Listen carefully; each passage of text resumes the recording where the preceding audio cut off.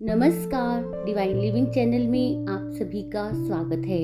आज इस वीडियो में हम जानेंगे कि क्या रक्षाबंधन सिर्फ भाई बहनों का त्योहार है, क्यों खास है श्रावण मास की पूर्णिमा का दिन। जैन समुदाय की मान्यताओं में रक्षाबंधन की कथा एक मुनि विष्णु कुमार से जुड़ी हुई है। यह कहानी ही रक्षाबंधन के त्योहार का आधार है। आइए जानते हैं रक्षाबंधन पर्व का महत्वपूर्ण अर्थ। बहुत पुरानी बात है। एक दिन विहार करते हुए अकंपनाचार्य मुनिराज अपने 700 शिष्य मुनियों के साथ उज्जैन नगरी में पहुंचे। मुनि अकंपनाचार्य को कुछ अप्रिय घटित होने का आभास हुआ तो उन्होंने अपने 700 शिष्य मुनियों को मौन रहने के लिए कहा। सभी शिष्यों ने वैसा ही किया। थोड़ी ही देर में उज्जैन नगर के राजा श्री वर्मा अपने चारों मंत्रियों के साथ, जिनके नाम थे बलि, बृहस्पति, प्रहलाद और नमूची, उनके साथ आचार्य और सभी मुनिश्री के दर्शन को आए। सभी मुनिराज मौन साधना में लीन थे, इसलिए उन्होंने किसी को उपदेश भी नहीं दिया।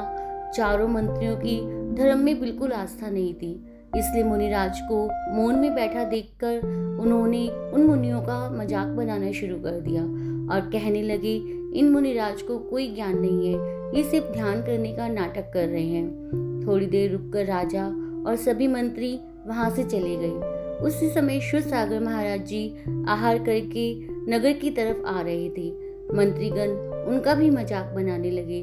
क्षुरसागर महाराज ने अपने गुरु अकंपनाचार्य का मौन रहने का आदेश नहीं सुना था, इसलिए शांतिपूर्वक उन्होंने चारों मंत्रियों को समझाया और उनके सारे सवालों का जवाब दिया। मंत्रियों ने पहले बोला था कि इन मुनियों को कोई ज्ञान नहीं है, लेकिन जब उन्होंने क्षुरसागर महाराज जी से उपदेश सुना तो उन्हें अपने राजा के सामने अपना अपमान लगा। क्षुरसागर जी ने आकर कंपनाचार्य महाराज को सारा घटनाक्रम बताया तो कंपनाचार्य जी महाराज ने कहा, हो सकता है मंत्रीगण अपना बदला लेने आए। आप सारी रात मौन रहें और उसी जगह जाएं जहां पर आपका और मंत्रीगण का वार्तालाप हुआ था। इससे पूरा संघ सुरक्षित रहेगा। क्षुरसागर महाराज जी ने वैसा ही किया और उसी स्थान पर जाकर ध्यान मुद्रा में खड़े हो गए। वे चारों मंत्री रात को मुनिश्री से बदला लेने के लिए रात में अपनी तलवारों के साथ आए। जैसे ही मंत्रियों ने मुनिराज को नुकसान पहुंचाने के लिए अपनी तलवार उठाई, उसी समय उनके हाथ जाम हो गए। वहां वन देवी प्रकट हुई और उन्होंने चारों मंत्रियों को पत्थर की तरह मूर्त बना दिया। अब वे मंत्री चल भी नहीं सकते थे और वे रात भर ऐसे ही खड़े रहे। सुबह जब सबको पता लगा तो राजा श्री वर्मा ने चारों मंत्रियों को अपने नगर से निकाल दिया। उज्जैन से निकल जाने के बाद वे सब हसनापुर पहुंचे। हसनापुर के राजा पद्म थे। चारों मंत्रियों ने राजा पद्म की बहुत मदद करी, जिससे राजा पद्म ने खुश होकर उन्हें एक वर दिया। इधर मुनिराज अकंपनाचार्य भी विहार करते हुए अपने शिष्यों के साथ हसनापुर पहुंचे। जैसे ही उन चारों मंत्रियों को पता चला कि मुनि संघ हसनापुर आ रहा है, उन मंत्रियों को पुरानी बात याद आ गई और उनके मन में गुस्सा आने लगा। वे सोचने लगे कि कैसे बदला लिया जाए। उन चारों मंत्रियों ने राजा पद्म से कहा, हमें अपना वर दे दीजिए। हमें आपका राज्य और आपके अधिकार अगले 7 दिन के लिए चाहिए। राजा पद्म ने उनकी इच्छा पूर्ति कर दी और वे चारों जैसे ही राजा बने उन्होंने गलत काम करने शुरू कर दिए। उन्होंने जहाँ पर मुनिराज अपने संघ के साथ ठहरे हुए थे, वहाँ पर चारों तरफ से लकड़ी के बड़े बड़े गट्ठर खड़े कर दिए। उसको उन्होंने एक हवन कुंड की तरह बना दिया और उसमें आग लगा दी। तब मुनि क्षुरसागर जी महाराज मिथिला नगरी में थे। उन्हें ज्योतिष विद्या का अच्छा ज्ञान था। जब यह सब हो रहा था तो अचानक ही उन्होंने आसमान में एक सितारा श्रवण नक्षत्र को एक अलग तरीके से चमकते हुए देखा और उनके मुंह से हा शब्द निकला। ये शब्द उनके क्षुल्लक पुष्पदंत जी ने सुना और उन्होंने इसका कारण पूछा। मुनिश्री ने अपने ज्ञान से जाना कि अकंपनाचार्य मुनिराज और 700 मुनियों पर पापी बलि द्वारा कष्ट पहुंचाया जा रहा है, तो क्षुल्लक जी ने उत्सुकता से पूछा कि इसका उपाय क्या हो सकता है। क्षुरसागर महाराज ने बताया, उनके शिष्य विष्णु कुमार मुनि उन्हें विक्रिया रिद्धि है, इससे वे उनका समाधान कर सकते हैं।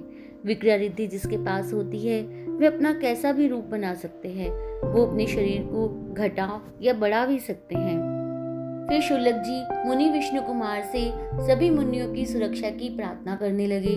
मुनि विष्णु कुमार को पता ही नहीं था कि उनके पास ऐसी कोई रिद्धि भी है, क्योंकि मुनि राजों को इन रिद्धियों की जरूरत नहीं होती है। वे अपनी आत्म साधना में ही लीन रहते हैं और परम मोक्ष को प्राप्त करना चाहते हैं। मुनि विष्णु कुमार ने विक्रिया रिद्धि को जांचने के लिए अपना हाथ बढ़ाया तो कहीं भी रुके बिना उनका हाथ बहुत दूर तक चला गया और उन्हें ज्ञात हो गया कि वो कैसा भी रूप धारण कर सकते हैं। फिर मुनि विष्णु कुमार शीघ्र ही हस्तिनापुर गए। वहाँ के राजा पद्म विष्णु कुमार के भाई थे। मुनिश्री ने अपने भाई से कहा, तुम्हारे राज्य में मुनियों पर यह अत्याचार कैसे हो रहा है? राजा पद्म को अपने ऊपर बहुत शर्म आई और उनकी आंखों में आंसू आ गए। वे बोले मुनिश्री से, इस राज्य का शासन मेरे हाथ में नहीं है। दुष्ट बलि ने वचनबद्ध लेकर मुझसे ये राज्य 7 दिन के लिए ले लिया है। मैं असहाय हूँ। भगवान आप ही इस सर को दूर कर सकते हैं। शीघ्र ही आप मुनि संघ की रक्षा कीजिए। तब मुनि विष्णु कुमार ने विक्रिया रिद्धि से अपना रूप एक छोटे से भिक्षुक का बना लिया और वहां पर गए और उन्होंने अपनी मीठी मीठी बातों से बलि और बाकी मंत्रियों को प्रसन्न किया। बलि ने कहा, ये हमारा सौभाग्य है, आप यहाँ आए, आप जो चाहे मांग लें। भिक्षुक बने मुनि विष्णु कुमार ने कहा, मुझे ज्यादा कुछ नहीं चाहिए, बस भूमि के 3 पग चाहिए। तो सभी मंत्री उनका उपहास करने लगे और बोले, तुमने अपने शरीर जितनी छोटी ही चीज मांगी है, ठीक है, रख लो अपने 3 पग जहाँ तुम्हें रखने हैं। उन्होंने अपनी विक्रिया रिद्धि से इतना बड़ा आकार बना लिया कि पहला कदम सुमेरु पर्वत पर रखा और दूसरा कदम मानुषोत्तर पर्वत पर। 2 कदम में ही सारा मनुष्य लोक आ गया। तीसरे कदम के लिए जगह ही नहीं थी। अब जब तीसरे कदम की बारी आई तो बलि ने अपनी पीठ आगे कर दी। मुनि के डग से बलि का शरीर कांपने लगा। सभी मंत्रीगण भयभीत हो गए और उन मंत्रियों को अपनी गलती का एहसास हो गया और बार बार क्षमा मांगने लगे। तब मुनि विष्णु कुमार अपने वास्तविक रूप में आ गए और अकंपनाचार्य और 700 मुनियों का उपसर्ग समाप्त हो गया और चारों ओर शांति छा गई।